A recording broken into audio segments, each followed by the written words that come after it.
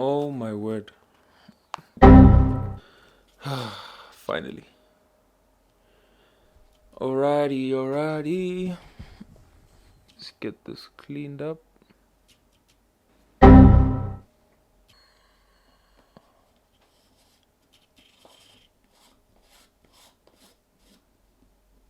There you go. Bruh. Hey guys, welcome to a brand new spanking fresh video that I have for you guys today. If you're new to my channel, welcome to my channel. I go by the name of Bernard, aka Germaniumphotos, and today guys, today is a very special day. Why? Because I hardly do videos where I sit down like this and talk to you guys. However, I thought to myself, why not, right? So I headed over to my Instagram, my Germaniumphotos Instagram account, and via my stories, put up a question sticker, and I asked my followers to ask me a bunch of questions that they have for me, whether for Germaniumphotos, about photography, videography, whatever they wanted to ask me. And this is the video where I then sit down and put some answers to those questions. And so let's hop into it. So if at all you're not following me on my Instagram account, just make sure to follow me at Germaniumphotos so that if at all I decide to do another video like this, you guys can also participate and send through your questions so that I can also answer them through a video like this one. So without wasting further time, let's hop into the questions. Well, some of the questions are along similar lines. Different people asking basically the same question. So what I'll do, I'll just group them together or ask them, read them at the same time, and then just answer them collectively. So the first question that we have here, pretty much common question that creatives get asked, I guess. Question is why? Like, why did you start doing what you're doing, or why did you get into what you're doing, right? So the question, simple question, says why photography, and a similar one says why did you get into photography, right? So photography for me, it's an extension of who I am. I feel like that's what most art forms are. It's an extension of the artists themselves. We usually hear this from like people who are dancers. They'll tell you that's how they express themselves, how they're feeling at the time, through dance, right? So it's the same with photography for me. Photography is an extension of who I am, express how I perceive life, the different vision that I have, the different perspectives and emotions that I probably go through or I see other people going through, and then I just capture them through photography, right? I guess then same applies to videos. Different types of art forms or art mediums, but basically they do the same thing. So that's why I guess I would say I chose photography and why I'm in photography. I think also bearing in mind most photographers or creatives are probably introverted to some degree, and so it becomes easier for them to speak through their art, if that makes sense. Of course, introverted at different levels. So yeah, I think that's how I would answer those questions. But as well, just to add on, it was probably how I got into it. There was just a camera laying around in the house. Decided one day to pick it up, and I just started shooting anything and everything. And I just fell in love with just taking pictures of anything and everything. And then from there, it just grew, and I just got better and better at it. So yeah, that's how I started. Nice questions to start the video. Let's go to the following questions. One says, what type of photography do you do? Right? And then the other one says, what type of photography am I into? The type of photography that I used to do back in the day was probably like more candid. Like I'm saying, I would just shoot anything and everything. It didn't matter to me. It was just about perspective and seeing things from different angles, right? And then I evolved to now shooting portrait photography. Like I shoot people, I shoot probably cars as well. I'm gonna get into shooting cars. So yeah, that's what I do now, portrait photography. That's the type of photography I'm doing now. And yeah, that's the one I do. And the one I'm into is probably going to be automotive photography, like shooting cars. Yeah, whatever type of car. I think that's what I'm more into now, just a bit, because I have friends who like cars. So it just rubbed off me, and yeah, I just love seeing photos of different cars. So that's the type of photography that I'll probably be into next as well. But overall, I'm not like a boxed in type of photographer. Like I've said, I just vary and change. I even did like landscape photography. So yeah. Next question here says, what do you love about being a photographer? I think one of the most satisfying things that I get from being a photographer is when it comes to like when you're shooting something for someone or taking pictures for someone. It's like when you see the expression, like when they see the pictures, they're just like amazed and surprised at how nice the pictures came out. So for me, that seeing their facial expressions or how they're feeling and seeing the change of mood that they have. I remember I had this one client one time. She wasn't feeling that upbeat. She wasn't in the best of moods, right? But then when I sent her the photos and when she saw them for the first time, she even told me that she then had a better day than forward, right? So it's those little things for me that really make being a photographer fun. Just to touch some people's lives through your art is, I guess, for every artist out there, that's the main aim. Another question here says, how much goes into photography in terms of financial investment and personal investment? So in terms of financial investment, it just varies, like depending on what level you are at. So there's beginner level, intermediary level, there's professionals. So depending on where you are, the equipment can get more expensive. So it just depends on where you are. But as you go up the ladder, then you can see that there's certain gear that then tends to get really expensive. I think photography as a whole can be very expensive. It just depends on your budget, of course, and how you save your money, where you come from, your background, all that comes and encompasses like how you would view photography in terms of finances. But yeah, you'll find that most people will tell you that photography is expensive. It's very taxing as well on yourself personally. You have to put in 100%. It's who you are. It's an extension of who you are. Most photographers are perfectionists, so they want everything to be perfect. So most often than not, you'll be putting in 110% into your work or your body of work, right? So yeah, your time is taken emotionally. Sometimes you might feel like what you've produced is not good enough. Then you start having imposter syndrome. So yeah, as a whole, photography can be very, very taxing and it takes a lot of investment.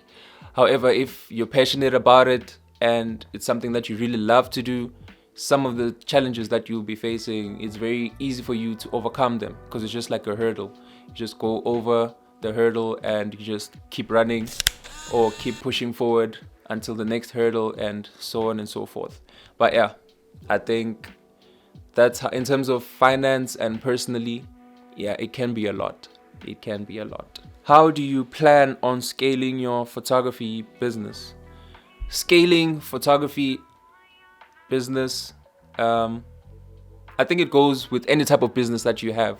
You have to have like strong word of mouth, people that you've worked with before, speaking to other people that they meet or know and telling them about the experience with you as a photographer or whatever you're doing in life. That can be very, very powerful, more than marketing, right, itself, like the traditional marketing that we know.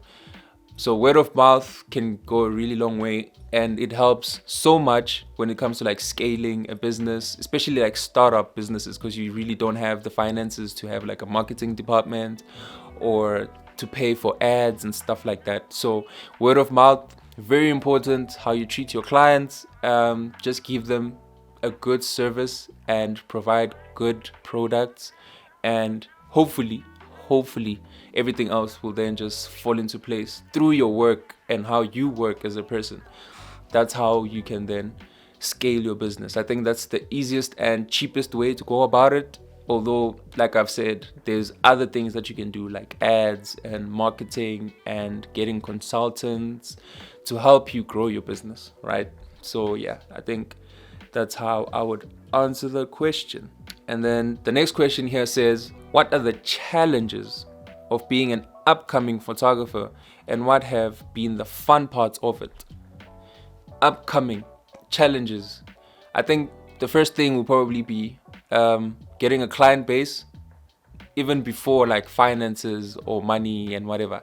Getting a client base, getting people to be aware of your brand, what you do, because some people will just be there trying to scope you out, like, are you really good at what you're doing, or it's just another fly by night, or it's just someone who's just here for one day, the next they're not going to be there anymore.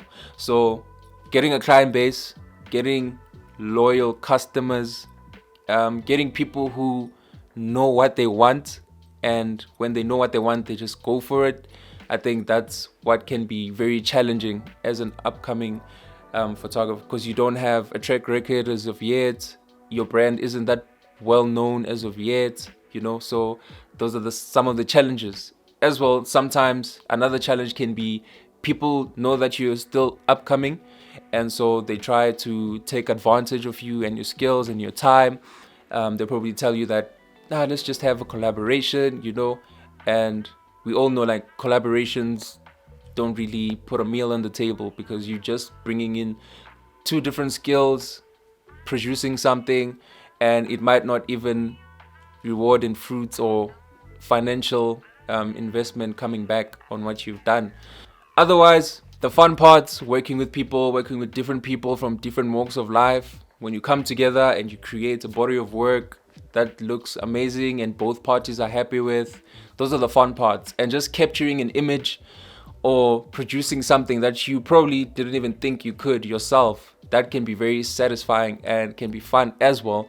And it just boosts you to know, no, I can actually, I can do this. And so then it just becomes a fun process when you're not just being hard on yourself and just knowing your capabilities and knowing that you can produce something really, really good. So yeah, photography can be very, very fun, especially like when you're dealing with other creatives or people who have the same line of thinking or are as creative as you. Then yeah, it can be really, really amazing. What's your favorite part of your work/process? So my favorite part of work or my process will probably be the hardest part being like after the post-production, rather should I say, like when everything has been shot, the pictures, the videos have been captured, and now you're back home. Now you're curating, and you're about to edit. You're about to see which ones you're gonna edit, what you're gonna do to them, how extensive the editing will go. That for me is the best part, because firstly, you see what you've captured for that session or on that day, right? And then just selecting the best ones. So also this is fun because you see everything, and probably your client won't see all these selections, just depending on what the project is. So selecting, editing, and then the final touches, putting the package together, and most importantly, even like when you're finally done and then you're sending the projects or the packages to the client, that satisfaction that you've finally done and the anticipation that you can't wait to hear what they have to say about what you've produced for them is probably the best part about the work that I do and the process that is involved in photography. That for me, that's what it is. That's my personal opinion. If you probably ask another photographer, they're probably gonna have a different opinion to what I just said. But yeah, I think that's a very good question, and as you can see through how I'm smiling, yeah, I think that would be my favorite part. So good question. What are the most annoying things your subjects do from the initial agreement through to the actual shoot and post-production? Hey, what a question. Annoying things. How can I break it down? Two main important variables actually. So the first one is your time, and the second one has to do with finance, like money, right? So the first annoying thing, like when the client has to postpone a shoot, you've set a date, you've agreed on the date, and leading up to the date, then postpone. There's nothing wrong with postponing, right? Don't get me wrong. life happens, things happen, things can change or move. So that's fine. But it can be really annoying on the creative side when you've already planned everything and you're set for the day, and you've probably set aside other things just for that specific shoot, only for it to get postponed. Especially if there's like 2 days left, then it can be really annoying. But if it's like a week in advance, because I like to be very prepared and planned and organized. So if it's like a week before, then I know I can be like, okay, no, it's fine.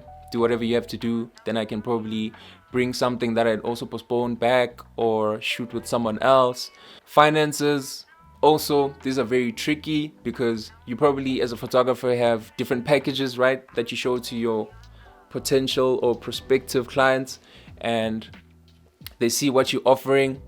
They select a package. It's probably, let's say the package is for 1 hour and you're going to provide them with 15 pictures or something like that, and you're probably going to edit like 5 of them.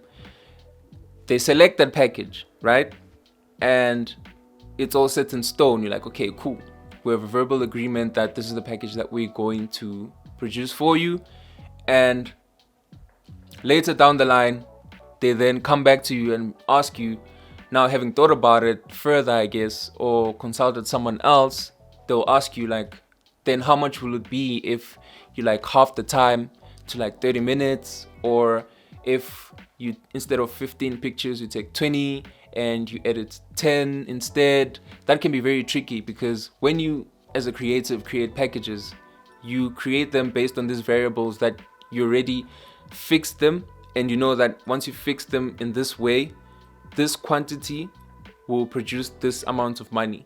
So now when you're changing those variables, it becomes very difficult to then find a way to price that. And it's difficult because sometimes you can overprice the client, or sometimes you can just undervalue yourself and your time and your skills, right?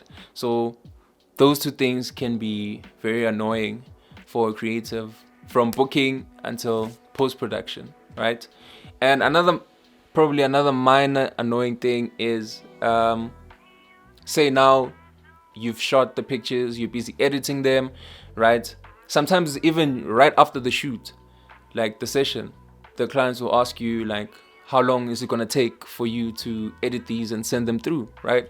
And just depending on the process or how you work as a creative, it just depends, or how much you have to produce for the client. It can take days, sometimes it can take a week or 2, so it just depends, right? And bear in mind, sometimes at that point, the clients haven't even paid like a deposit or first installment or anything, but already they are expecting a delivery of the product, right? So it's very important as customers to know that as creatives, we would also like to get paid upfront for the services and work that we do before we even do, sometimes yes, before you even do anything, but sometimes before we even send them back to you, right?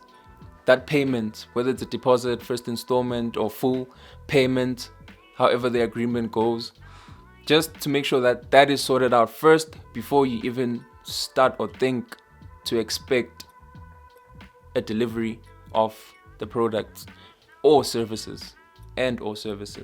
So yeah, I think those are the 3 main things that can be sometimes annoying, but such is life and such is the culture of being a self-employed person or an entrepreneur. You just work with different people and you just have to be able to adapt and deal with these certain types of situations, right? So yeah, that's a good question.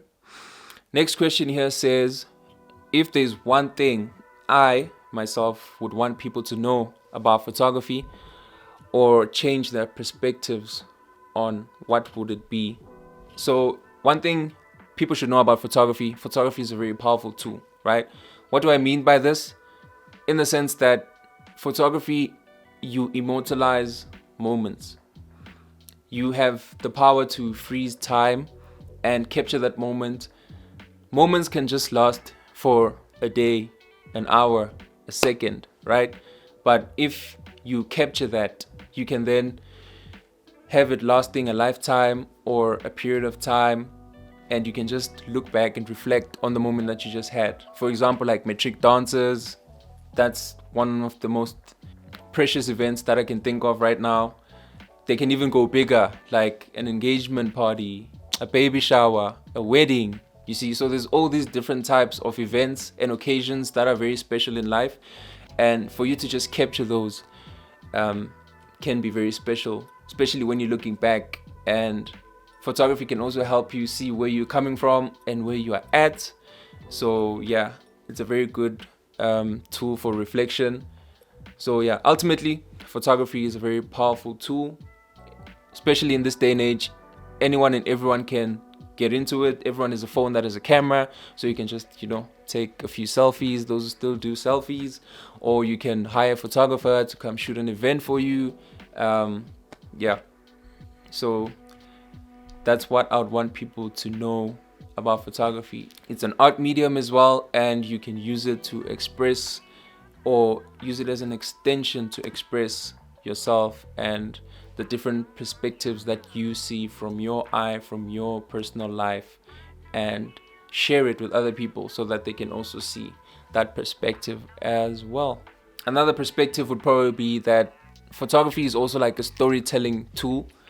When you capture a picture can tell 1,000 words, right? So photography can also be a storyteller. So yes, those are the different perspectives I would want people to know and understand. Then the final question that I have over here, it's a nice one to close off the video with. It says here, who or what is Germaniumphotos, right? That's the first part. And the second part says, is there a difference between the brand and myself, or we are one entity, right? So Germaniumphotos, it's a startup company started by a boy 7 years ago who just picked up a camera one day and just started shooting anything and everything. And the name came about when I saw an element in the periodic table, germanium, which is an element that they sometimes use to create like lenses. So I just thought germanium plus photos, then Germaniumphotos was born. Other than that, I think probably I'll link down in the description below a link to my business profile. You can just go down there, click on it, then you can just read up on Germaniumphotos like as a whole package. Then you can find out more through that, right? And for the second part of the question, we are two different entities. Yes, reason being, Bernard can be Germaniumphotos, right? But Germaniumphotos necessarily cannot be Bernard in terms of limitations. When it comes to a business or a company, it has a vision and a mission. It has a limitation to it, right? That's your vision, that's your mission. Once that business or company achieves that, then it has exhausted its purpose, right? But Bernard as a person, or you yourself as a person, right? You can evolve as a person. You can change and have different interests as a whole. I think that's why I even created a separate account on my Instagram. I have my personal one and the Germaniumphotos one, because Germanium is just for the work and the art that I produce, and then my personal one is just, probably self-portraits that I just post. They're two different entities. However, as Bernard, working really hard to grow the Germaniumphotos brand, and so that it can just become a bigger and more successful creative company that does photography and videography. So yeah, that's how I'd answer that question. I hope it makes sense. But yeah, good question. And that is the end of the video, guys. I hope you guys enjoyed the video. I hope the answers were comprehensive enough for you guys. You understood them. If you guys have further questions for me, don't forget to ask those questions down below in the comment section. I'll do my best to get to those questions, and I'll answer them as best as I can as well. With everything said and done, then stay blessed, have a good day further, and I'll catch you guys on the next video, right? So don't forget to subscribe, like the video if you like what you see, and I'll see you guys next time. Peace.